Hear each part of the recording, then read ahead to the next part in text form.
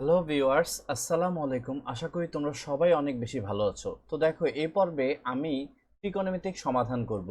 তো দেখো, আমাদের যে 7.2 অধ্যায় আছে, সেই অধ্যায় থেকে আমরা পর্যায়ক্রমে প্রতিটা পর্বে আমরা এই ত্রিকোণমিতিক সমাধানগুলো এখন আলোচনা করব এখন থেকে। তো দেখো, অঙ্কটা কি বলছে, 4 sin x = sec x। তো এইটাকে আমরা এখন সমাধান করব। তো সমাধান যে করব এখানে কিন্তু কোনো লিমিটেশন দেয় নেই। তো এতটা প্যারা নাই। এখন আমরা দেখো সমাধানটা করি কিভাবে। এখানে দেখো, বা এটা কত, 4 sin x, আর এই জায়গায় আমরা এই sec x টাকে চাইলে কি লিখতে পারি বলো তো? sec x টাকে চাইলে লিখতে পারি sec x = কি বলো তো, 1/cos x। তো এটা আমরা লিখতে পারি। তো লেখার পর এখন দেখো একটা ব্যাপার লক্ষ্য করো, সেটা হলো আমরা কিন্তু চাইলে এই cos x টাকে, যে নিচে যে cos x আছে, এই cos x টাকে কিন্তু আমরা আর গুণন করতে পারি, তাই না? তো আর গুণন করলে এটা কত হয় বলো তো? এটা হয় 4 sin x ইন্টু কত বলতো, cos x। আর এই পাশে কত আছে বলতো? এই পাশে থাকে 1। এখন একটু ভালো মতো যদি লক্ষ্য করো, আমি কিন্তু চাইলে এই জিনিসটাকে কিভাবে লিখতে পারি, আমি কিন্তু লিখতে পারি, ধরো এই 4টাকে ভেঙে এইভাবে লিখতে পারি, 2 ইন্টু 2, 4টাকে ভেঙে এইভাবে লিখলাম। আর এটা কত বলতো, সাইন এক্স cos x। আর এই পাশে কত আছে বলতো, 1। এখন দেখো, আমি কি করব, এই যে দেখো এই 2টা গুণ অবস্থায় আছে, ধরো এই 2টাকে ওই পাশে পাঠিয়ে দিব, সমান সমান ওই পাশে গেলে এটা কি হয়ে যাবে বলো তো? এটা হয়ে যাবে ভাগ। তাহলে 2 sin x, এটা কত বলো তো, cos x। আর এই 2টা ওই পাশে গেলে কি ভাগ হয়ে যাবে, তার মানে কত হয়ে যাবে বলো তো, 1/2 হয়ে যাবে। তো এখন দেখো, এখানে একটা ব্যাপার একটু ভালো করে বোঝার চেষ্টা করো। আমরা কিন্তু জানি সাইন টু থেটার সূত্র কি বলতো? সাইন টু থেটার সূত্র হইল 2 sin θ cos থেটা, তাই না? এটা কিন্তু আমরা জানি সূত্র। তো বন্ধুগণ, এখানে আমরা যদি একটা ব্যাপার লক্ষ্য করি, এই টু এর জায়গায় 2 লিখলাম।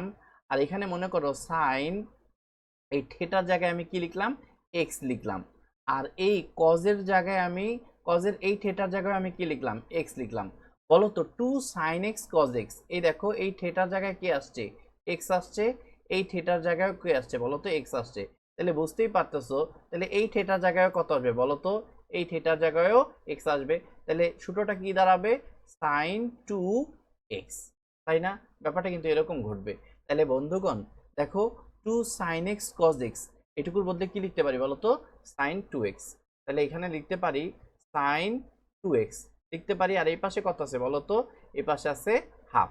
এখন দেখো, এখানে একটু দেখলেই তোমরা বুঝতে পারবা, সেটা হলো যে এখানে দেখো sin 2x, আর এখানে বলতো সাইন কত ডিগ্রির মান, হাফ।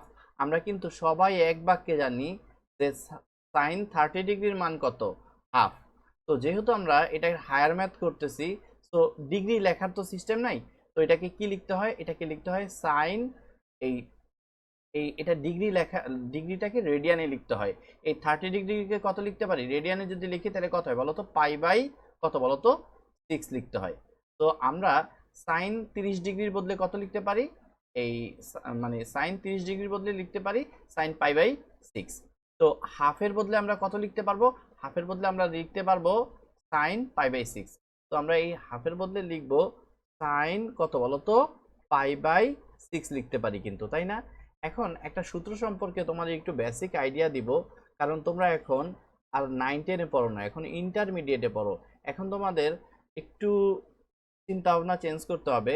যেমন দেখো, এখানে তুমি যদি কোথাও এরকম একটা ফিগার দেখতে পাও, আমি তোমাকে একটু দেখাচ্ছি, জিনিসটা একটু ভালো মতো বোঝার চেষ্টা করো। এই যে দেখো, কোথাও যদি তুমি এরকম দেখতে পাও যে সাইন থিটা ইকুয়াল টু, তুমি যদি দেখতে পাও সাইন আলফা, হ্যাঁ, সাইন থিটা ইকুয়াল টু তুমি যদি কি দেখতে পাও বলো তো, সাইন আলফা দেখতে পাও, তাহলে তুমি এইটা ত্রিকোণমিতিক সমাধান করার সূত্র হইল থিটা ইকুয়াল টু কত হবে জানো, থিটা ইকুয়াল টু এখানে হবে, থিটা ইকুয়াল টু এখানে হবে এন পাই, এন পাই, তারপরে দেখো প্লাস, তারপরে -1, এর পাওয়ার কত হবে বলো তো, এর পাওয়ার হবে এন ইন্টু কত হবে বলো তো, আলফা হবে। তো এটা হলো সূত্র, যেখানে তোমার এন এর ভ্যালুগুলা কার মধ্যে থাকবে বলো তো, এন এর ভ্যালুগুলা থাকবে জেড মানে পূর্ণ সংখ্যার মধ্যে থাকবে, পূর্ণ সংখ্যার মধ্যে এই জিনিসগুলো থাকবে। তো বন্ধুগণ আমরা একটা ব্যাপার যদি একটু দেখো, এদিক তাকাইলে দেখতে পাবা তোমরা, এই যে দেখো এইখানে এই বাক্স আর এই বাক্সের মধ্যে কম্পেয়ার করো। দেখো এখানে এইখানে কত আছে বলো তো, সাইন থেটা, মনে করো এই যে এই 2x-টাই কি বলো তো থেটা, আর এখানে দেখো সাইন এই যে π/6 এটাই কি বলো তো আলফা। তাহলে সাইন এই দেখো এই ফরম্যাটে আসছে না, সাইন থেটা ইকুয়াল টু কত সাইন আলফা হয়েছে না, এই দেখো সাইন থেটা ইকুয়াল টু কত হয়েছে বলো তো সাইন আলফা হয়েছে না। তো এইটাকে আমরা কিভাবে লিখবো, এই যে থেটাটা প্রথমে লিখবো, এই যে দেখো এই পাশে যে থাকে এই থেটাটা প্রথমে লিখতে হয়, তারপরে কি বলো তো সূত্রের n পাই আসে, সূত্রে n পাই প্লাস -1 পাওয়ার, এই যে দেখো -1 পাওয়ার কত n ইনটু কত বলো তো আলফা, এই যে এতটুকু হইলো সূত্র। তো দেখো আমি যদি এতটুকু জিনিসকে আমি যদি এটার সাথে কম্পেয়ার করে লিখি, তাহলে বলো তো এই দেখো আমি যদি একটু লিখি সাইন থিটা ইকুয়াল টু কত বলো তো সাইন আলফা। তো বন্ধুগণ এই যে দেখো থিটার জায়গাটা কি আছে বলো তো, থিটার জায়গাটা আছে 2x।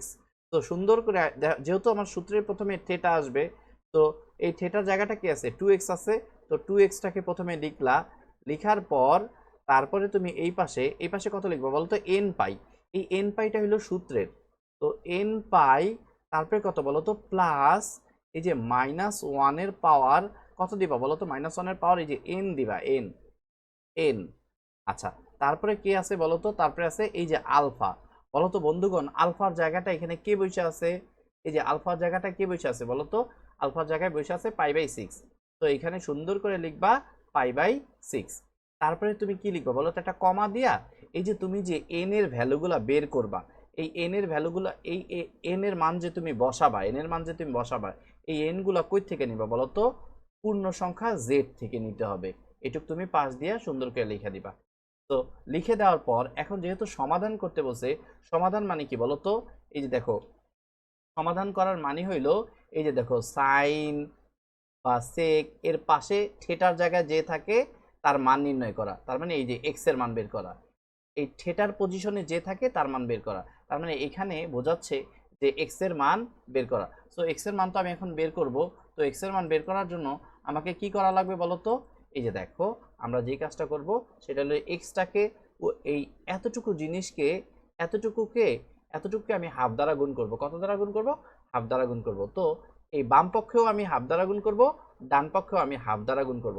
তো হাফ দ্বারা যদি গুণ করি, দেখো তো এখানে একটা ব্যাপার লক্ষ্য করো, এটাকে যদি হাফ দ্বারা গুণ করি 2x কে আমি গুণ করলাম কত হাফ দ্বারা।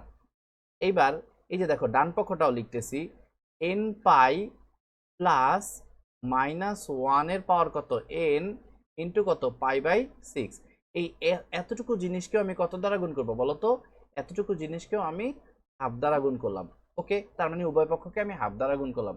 হাফ দ্বারা গুণ করার পর এবার দেখো তো ভাই এখানে এই যে 2 কি কেটে যায় না, তো কেটে যাওয়ার পর এটা কত x থাকলো। আর এই হাফ যদি মনে করো এই n পায়ের সাথে গুণ হয়, হাফ যে এই n পায়ের সাথে গুণ হইতেছে, তাহলে এটা কত হয়ে যাবে বলতো n π/2। এবার দেখো এই যে প্লাস বলো তো এই হাফ যায় যদি ওদের সাথে গুণ হয়, এই যে এদের সাথে এই যে এতটুকুর সাথে যদি গুণ হয়, তাহলে আমি একটু গুণ অবস্থায় লিখবো প্রথমে -1 ইন্টু কত বলো তো π/6, আর এর সাথে কি হাফ গুণ হয়ে যাবে, তাই এই যে হাফ গুণ লিখলাম। তো লিখার উদ্দেশ্যটা হলো আমার দেখো এই যে x equal to n π/2 plus এটা হলো -1 এর পাওয়ার কত বলো তো n, আর এখানে দেখো আমরা কি লিখতে পারি বলো তো, পাইটা উপরে লিখলাম, পাই একে পাই উপরে লিখলাম, আর এই যে দেখো 6 আর 2 কত 6 দুগুণা 12। তো এটাই কিন্তু আমার কাঙ্ক্ষিত আনসার। তো এই যে দেখো আমাকে সমাধান করতে বলছে, সমাধান করার উদ্দেশ্য হলো যেহেতু এখানে আমাকে এই অঙ্কের মধ্যে কিন্তু আমার কোনো লিমিটেশন দেয় নেই, মানে এই এক্স এর মানে থিটার কোনো লিমিটেশন দেয় নেই। থিটার জায়গায় কি আছে বলো তো, থিটার জায়গায় আছে হইলো এক্স, তো এই এক্স এর কোনো আমার লিমিটেশন দেয় নেই। তো এটাই আমার কাঙ্ক্ষিত আনসার, যেহেতু সমাধান করতে বসে, তো এটাই আমার কাঙ্ক্ষিত আনসার। আশা করি বন্ধুগণ তোমরা এই অঙ্কটা আমি ডিটেলসে করাইছি তোমরা খুব ভালো করে বুঝছো। এই পর্বটি দেখার জন্য অনেক অনেক ধন্যবাদ। পরবর্তী পর্ব দেখার আমন্ত্রণ জানিয়ে ভিডিওটি এখানেই। আসসালামু আলাইকুম।